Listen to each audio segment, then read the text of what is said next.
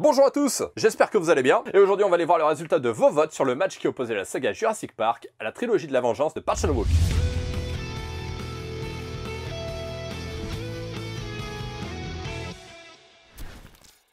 Je me suis pas trop trompé quand je disais que ça allait être un match facile, parce qu'au final vous avez été 11 à voter pour la saga Jurassic Park, et seulement une personne pour la trilogie de la vengeance. Firewalk 42, All Boy, toi-même tu sais. Donc on va laisser les dinos aller chasser le prochain tour du tournoi, et aujourd'hui on va s'intéresser à la trilogie de la vengeance de Park Chan-wook. Mais au fait, la trilogie de la vengeance, ça parle de quoi? Eh bien ça parle de vengeance. Welcome back, Captain Obvious. En fait, les trois films parlent de personnages qui n'ont rien demandé à personne, qui vivent leur petite vie tranquille, et qui se retrouvent du jour au lendemain au cœur d'un kidnapping. Et forcément, ils pètent un plomb et ils décident de se venger.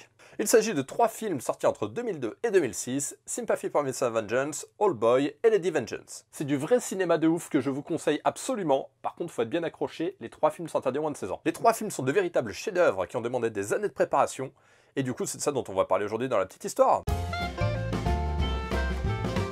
Dans Sympathy for Mr. Vengeance, il y a une scène où l'acteur Kung Ho-sung est étouffé par un sac en plastique noir.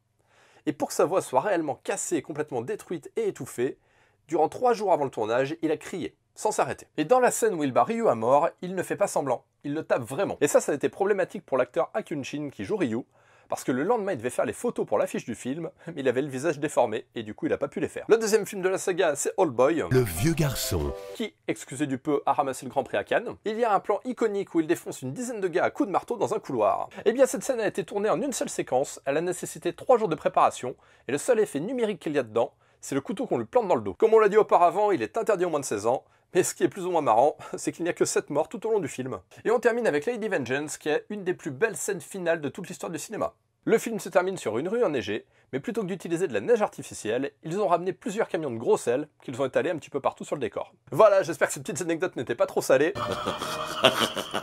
Et si elles vous ont plu, vous mettez un petit pouce bleu et vous vous abonnez à la chaîne. Et on est parti tout de suite pour aller kidnapper le prochain duel. Et cette fois, il va vous falloir choisir entre deux icônes complètement différentes du cinéma, la saga Rambo et la saga Star Trek. Et si vous voulez les revoir avant de voter, les deux sont dispo sur Amazon Prime. Ouais, mais Amazon c'est des putains d'enfoirés! Ils ont fait trop de mal aux petites librairies indépendantes! Ouais, je suis au courant, mais c'est pas moi qui choisis où on peut regarder les films. Donc vous lâchez votre vote dans les commentaires, et vous demandez à vos potes de voter également pour qu'on ait des grosses statistiques. Demain à 16 h, on ira faire l'interview de Odessu de All Boy, et on ira lui proposer d'ouvrir un magasin de bricolage, vu que c'est un pro du marteau. En attendant, prenez soin de vous et de vos proches, et allez, ciao bisous!